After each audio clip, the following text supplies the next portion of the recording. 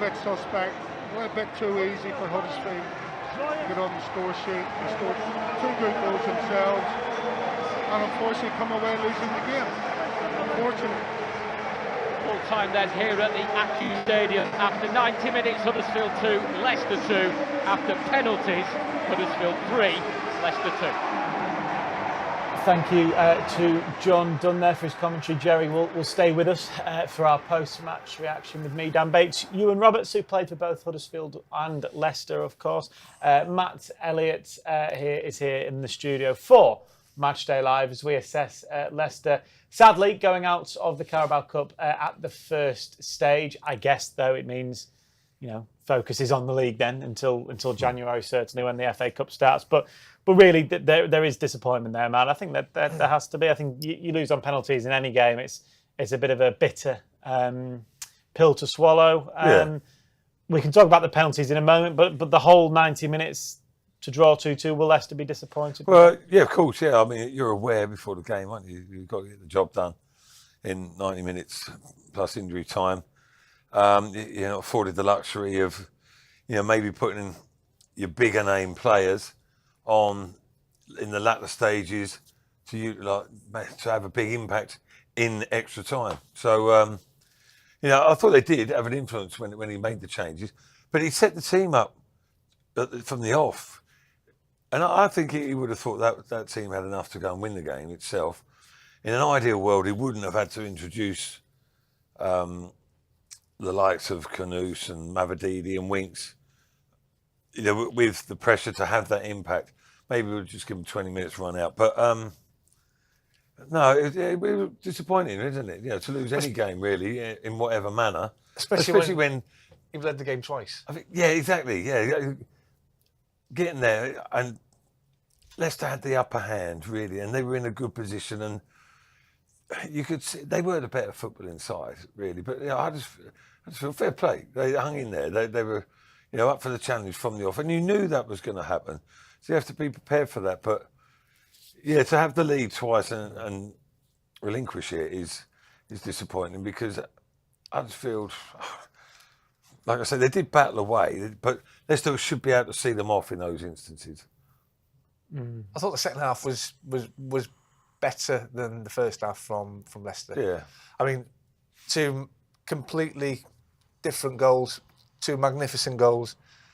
I mean, the Hamza Chowdhury, he starts that move as well with his pass into Casey McAteer, which affects their back line. I mean, his technique on the half volley, that's an unstoppable shot. And a completely different goal from Harry Winks. We spoke about composure from some of the youngsters. I mean, that's what he showed there. Good work from Mavididi. He has 3 lovely touches. The second one is just the slightest of touches to open his body up and sort of pass it to the left of Lee Nichols in the goal. But yeah, as the sad thing is, having taken especially when you think, Dan, gave a sloppy penalty away. The goalkeeper's made a fantastic save, and it's one of their players that's first to react. That is disappointing. But then Harry Winks makes it 2-1 for Leicester. Then you just, right, we're seeing this out. We're not conceding again. And I agree with Sags for the second goal. The fullback makes a great run that sort of does affect Hamza Chowdhury. He takes half a step, which opens things up for Aisha. But Samari's got to come over far sooner to stop that route for goal. Jerry, what's the mood like there at full time amongst the players? Presumably they've gone over and not congratulated, but sort of thanked. Thank you, Ewan. Thanked the travelling away supporters. 1,800, I think, have made the journey on this Wednesday night up to Huddersfield. Fair play to them. Is there disappointment? What's the reception like from the crowd back to the players and stuff? Yeah, I think there's some of the fans stayed to clap the players. We come over and clap them, but there was a lot just left down the bike waiting for the players, in fairness. So I would say there was mixed feelings there tonight.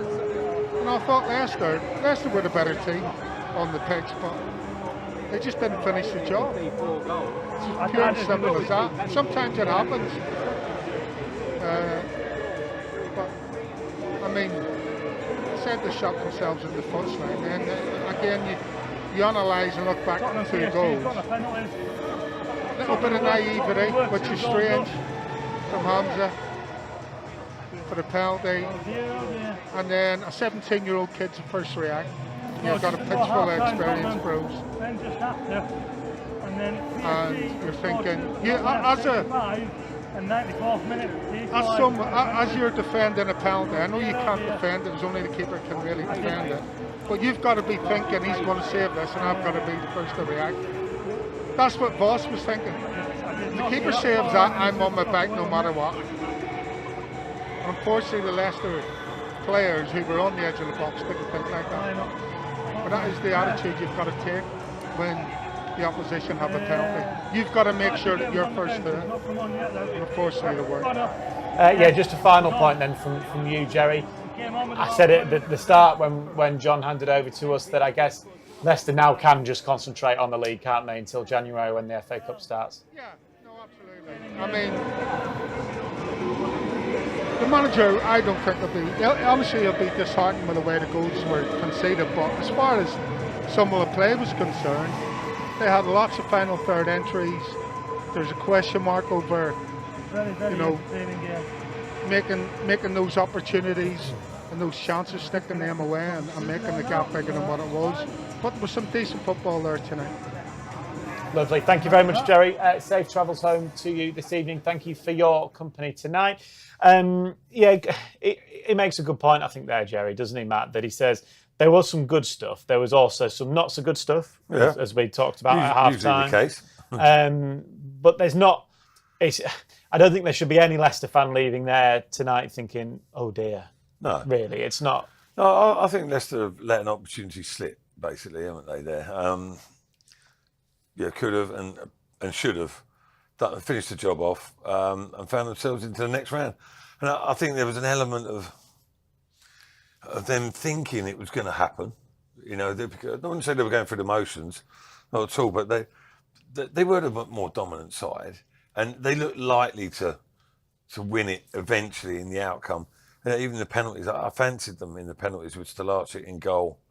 But Nichols did his job, didn't he? He's a decent keeper as well anyway. But I just thought, Leicester had the upper hand throughout. It was a couple of moments of like sloppiness or a bit of casual play that allowed Huddersfield back into the contest, really. And Leicester should have been more clinical, really, and seen them off once they had the opportunities when they got ahead, because they had pressure, they had possession, they were creating a few chances, not a hatful, but they looked like they were going to be comfortable enough, and just shows you how you've got to be on your toes all the time, haven't you? I mean, they're a good side, Dan, Huddersfield. I know they battle away, don't they? They've got a new head coach in League One. They were second favourites to win League One behind Luton. I think they've brought 12 new faces in this summer. They've got a very good squad. They've had a good start to the season. I think they won their first game 3-0. They went to Reading at the weekend and won 2-0. They've yet to concede a goal until tonight. So don't get me wrong. I still look at that starting 11 of both sides, and I still would have made Leicester heavy favourites to go on and win the game. It was a similar sort of situation to Saturday, where huffed and puffed in the first half, bit sloppy at times, never really got going. They did well. I thought they were probably shaded the first half, even though Leicester had more possession.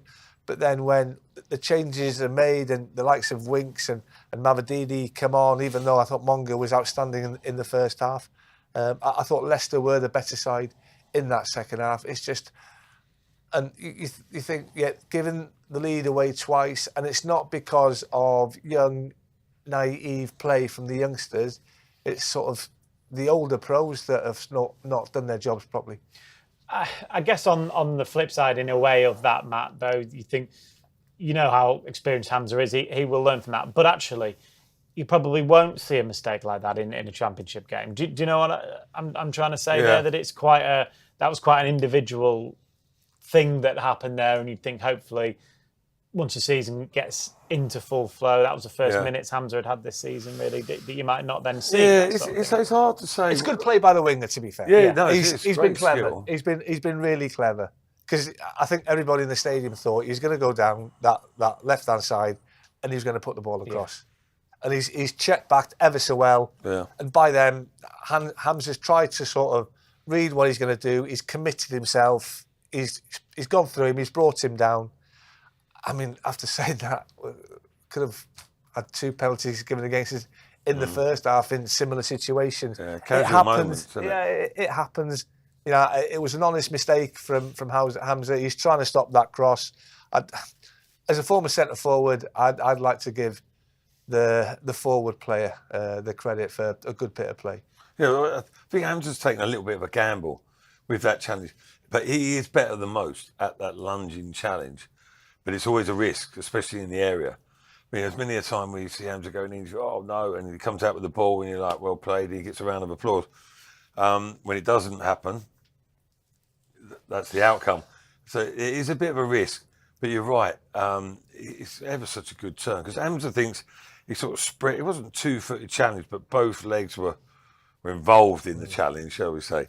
And he was trying to cover all angles, and he thought for all the world he was going to eat him up on that tackle one way or another. But he's cut back so acutely that Hamza hasn't got a nick on the ball, and it's gone behind, and Hamza's taken him out. I'm more disappointed. I'm more disappointed with the second one. Yeah, but if I'm being honest. Yeah, exactly. Things like that bug you more because it's more about decision making. Yeah, it's more about how you are in your head. Yeah, exactly. Making that effort to sort of being determined. Yeah, instinctively. Yeah, and get that 5-6 yards to help your mate out because you can see he's got a 2v1 against him, and that's a hard one for Hamza to deal with because what does he do? Does he go with the left back's run? He need help there in those situations. And he sadly didn't get something, it. Still a great finish. It was still a really good goal. We mentioned Sumari in that instance. That's something that he needs to improve in his game.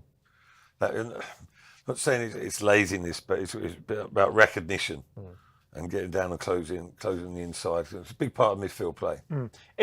Is that the type of result that can just be not swept under the carpet? I don't mean it like that, but hopefully that shouldn't diminish confidence or anything that was built or momentum that was built from the late win. I think they played in terms of on the ball. The longer the game went on, a bit similar to Sunday, as you say. Nearly said Saturday. But no, I think the manager will be reasonably. I don't think he'll be displeased with how Leicester were in possession. There's always bits you can improve on. But just going forward, it just reiterates what they should know already. But it's amazing how quickly players forget or get into the habit of just concentrating on what they're working on in training. But the basics need to be done 100%.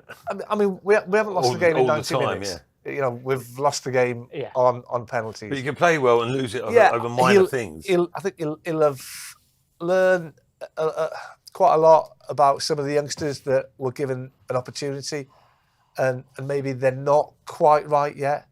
Maybe they still need a little bit of time, sort of developing their game. Nelson struggled in the first half. Alves never really affected the game. Whether it was a planned thing for Pace to come on for him to start the second half, we don't know. So he'll have learned a lot from the performances of some players, and maybe they're not quite ready for Championship football. But the lads who came off the bench, I mean, Harry Winks did it again on Saturday.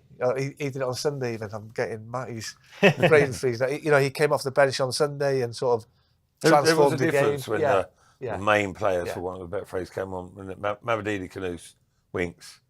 But that's not to say that Monga wasn't. No, he was very lively. So well, but just Winks and Kanous started running the show a bit, didn't they? They got a grip of the game. Yeah, and then in turn, Mavididi benefited from that. So, no, you're right there. It's not food for thought again for the manager, isn't it? You feel he's going to have to introduce and get the youngsters involved more so than maybe he would ordinarily. But it's got to be done gradually, hasn't it? Because it's quite a steep learning curve for him.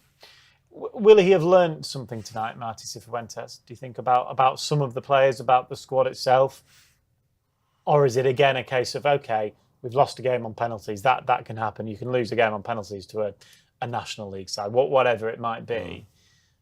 And he just thinks now that all focus is on Saturday. And even probably before the game tonight, the focus this week probably has been on Saturday. That is the bigger and more important game. I think it'll be, and obviously we all know his philosophy on the game and how he wants the game to be played. On too many occasions in that first half, we did give the ball away too many times halfway in our own half. So that needs to be improved. But in football, Dan, you've got to move on, especially at championship level, because games come thick and fast. There's another long away trip up north to Preston on Saturday. I think they won last night. I think they drew against QPR away from home in their opening fixture. So games, a tough game and it Preston away. Games come thick and fast. You can't speak about it. Speak about what we didn't do so well. Speak about what we did well and how we need to sort of maintain that good play that we did. And got to start preparing now for Deepdale. One thing I will say on that is Leicester would have had to go to the Stadium of Light. It would have been on the Tuesday to then host Birmingham on the Friday night. Mm-hmm. So that would have been a long trip to then go do that on the Tuesday to have the Wednesday, Thursday back into the game on Friday. In that sense, it's better preparation. But you're going to get shot down in flames if you start saying, I'm just playing devil's advocate. It's working as a favour. No, but in that instance, it will do. I mean, we've seen highlights of Birmingham while we've been watching a game against Sheffield United. They're a decent outfit. They're going to be, I think they're going to be there or thereabouts. I think there'll be a stiff challenge this season.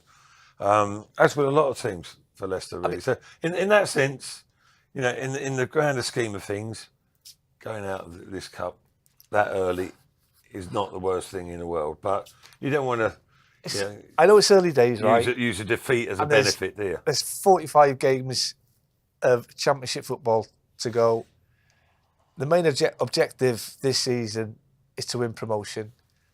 If Leicester can finish top two through the playoffs, whatever it is, if they can get back into the Premier League, no one will remember what happened. I was going to call it the John Smith Stadium, but it's not called that anymore. No one will remember. Oh yeah, we lost on penalties on Tuesday the 13th of August. Yeah. It's not to make light of it though. You've got to sort of analyse it a little bit, but not go over the top. No. The players will get over it.